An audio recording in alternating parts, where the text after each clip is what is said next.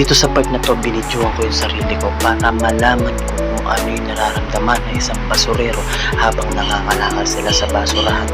Para lang meron silang pagkakitaan at para meron din silang may uwing pagkain sa kanilang magiging hapunan at kanilang pagsasalu-saluhan, at para meron din silang maibigay sa kanilang pamilya na meron na paglalaanan.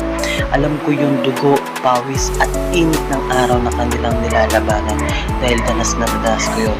Dahil isa rin akong basurero at hindi ko ikinakahiya ang pagiging basurero, pagkos ito po'y aking ipagsisigawan na ako'y basurero, dahil sapagkat ito isang marangal na trabaho dahil wala kang tinatapakan, wala kang nilalamangan at wala kang nilururakan na pagkatao habang ikay nagtatrabaho. Kaya ito, isang halimbawa ng video to na sana maramdaman ng bawat Pilipino o bawat ng tao na hindi biro ang pagiging basurero.